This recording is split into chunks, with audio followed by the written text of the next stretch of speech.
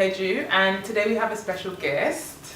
Hi guys, so I'm Dolly from Deebeautebydolly, makeup artist Extraordinaire. And as some of you may or may not know, I'm a hairstylist. I own a hair company called Symmetrybeauty, specialising in wigs, weaves and bridal hair. So today we're actually going to be speaking to you on the ultimate bridal look, so choosing the right hairstylist, choosing the right makeup artist for your wedding day, for your big day, tips on that, what to do, what not to do. Okay, so when it comes to picking a makeup artist, the things that I think are important are making sure that you see the person's work before. So that's either on somebody else that you know or have you used them yourself before. Also, I feel like social media pages are really good. If they've got YouTube, it's really good because you can actually see the looks in motion. Yeah. Sometimes Instagram can cloud it a bit because of editing and following, so it gets to your head and you think, oh well, this person must be amazing because they've got X amount of people following and liking their stuff, but they may not necessarily work for you. So I feel like it's really important to do your own research. So even if that's by asking friends or seeing what makeup artists have done for your friends, or even just doing trials, that's another one as well. Trials are really important because it's an opportunity for you to actually tailor your look completely before the day, so you're not worried or anything, or to reduce your worry. Yeah. So when it comes to hairstylists or makeup artists, yes, it's definitely really good to do your research. Do you know people who have used them before? So try and get referrals, because in addition to them being able to deliver, i.e. do an amazing job on you, you also need to be able to gel with that person in terms of, how's their customer service like, is that person going to be able to do everything that they can possibly do to make sure that you look good on your big day. Trials are really, really good. If you've never used that person before and you're not 100% sure that that person can do what exactly you require, then do a trial to find out. Also do a consultation, let them know what you want, what you don't want, try and figure out what exactly works. Booking the right person. Once you've found the person that you are happy with, excited, ecstatic, they've booked it, well, you've told them about the date, the next step is securing your booking. Makeup artists, hairstylists, videographers, all your vendors really will have T&Cs and just their booking procedure. Mine generally tends to be 50% as soon as possible to secure and book the date, and then a week before, balance has to be paid. How do you do Exactly the same, funny enough. 50% non-refundable deposit, because once you booked me, I have booked out that slot for you. And with most vendors, it's literally no deposit, no booking. So in order to avoid disappointment, try and make sure you put a deposit down as soon as possible. Now some people, they're open to some sort of payment plans in terms of they might allow you to pay a 20% deposit and then maybe pay 30 later.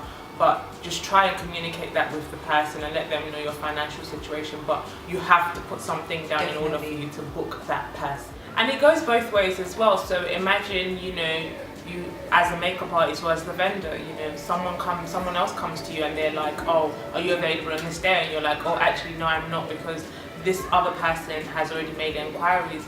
And then you lose out on that person, but then the person who made the initial inquiries then comes to you and says, actually don't really want to use you anymore, and obviously they can't hold you to it because you haven't put any deposit down, you haven't signed any agreement, so they've lost out on you and they've lost out on another potential opportunity, so they have lost money in the process. And this is why a lot of vendors are like, no deposit, no booking.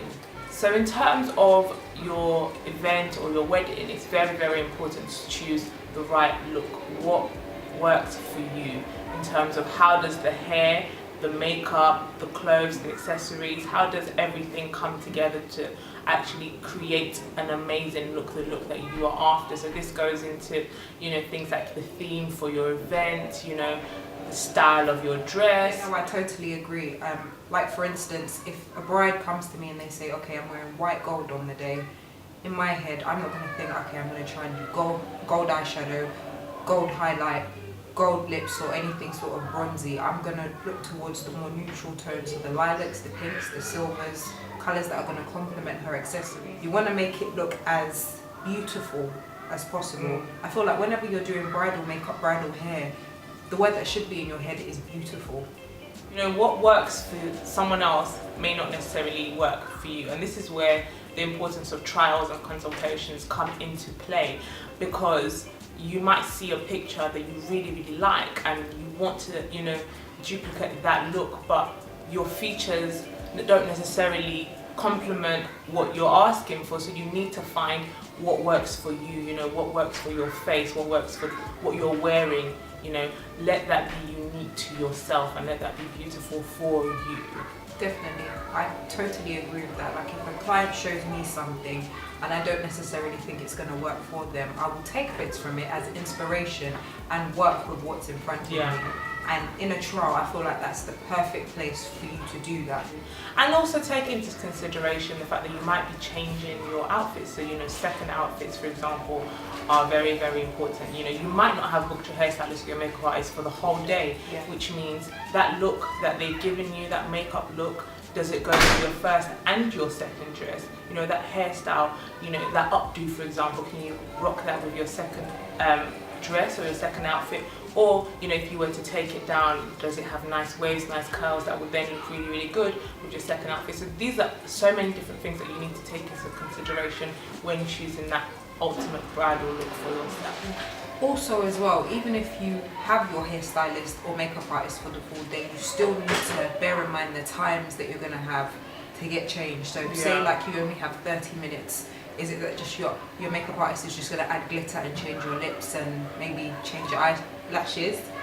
Or are you going for something completely different? Are you changing the eyes completely, or are you changing the lips completely? That's something as well that you need to bear in mind. So is the look that you do in the morning going to work for the evening and vice versa? So one major thing that a lot of people actually don't take into consideration when it comes to the wedding in the morning is the time. You know, as an event planner, I'm always thinking, okay, how much time do we have for makeup, how much time do we have for hair, how much time do we have for pictures, because you also need time to take pictures before you even walk down the aisle, because your hair, your makeup has just been done. Also the hairstylists and makeup artists want pictures for their portfolio, for example, so always allocating the right amount of time required for each person is so important. So Dolly, for example, how long do you normally take for bridal makeup? For bridal makeup, it usually takes around 90 minutes, but you always sort of add an extra 90 minutes as a precaution. An extra 90 minutes? Yeah, do you know why I say this? Because by the time you've done the makeup, you want to make sure that if there's anything you need to tweak, there's enough time to tweak it. Okay. Also as well, like Peju mentioned, pictures for the portfolio, make sure that there's enough time for you to take pictures and, you know, for you to be comfortable before you get into your dress. If there's, like I said, if there's anything, even if it's something really little to you, so maybe extending the eyeliner, you need to make sure you've got an extra 15 minutes there. Extend the eyeliner, make sure your makeup artist's hands are not shaking, because when you're under pressure, we're under pressure. We are all under pressure. No, but yeah, just making sure you have enough time for the makeup, for the tweaks, and for the pictures. Very important. Yeah, it usually takes me about 90 minutes as well. It's also very important for us as hairstylists and makeup artists to work well together to make sure that we are actually delivering, you know, the best we can for the bride, and we're working together to create that look that the bride wants. Thank you for tuning in, guys. I hope you enjoyed our tips. I hope they were really useful to you. And I hope you enjoyed our quick makeover video in the beginning. Please let us know if this video was useful, if you'd like us to make more videos like this. And please follow us on social media. We'll put the social media handles in the description box Below. Please like, share, subscribe and comment below. Thank you. Bye. No, you gotta look happy. No. No. Don't rip off my wig. On camera. Jesus Lord. Really fall on you, but shake and then I fall on you. Okay, there. Am I just trying to act in a number? I'm on camera. She's really getting on my nerves. I'm recording her. Kenny.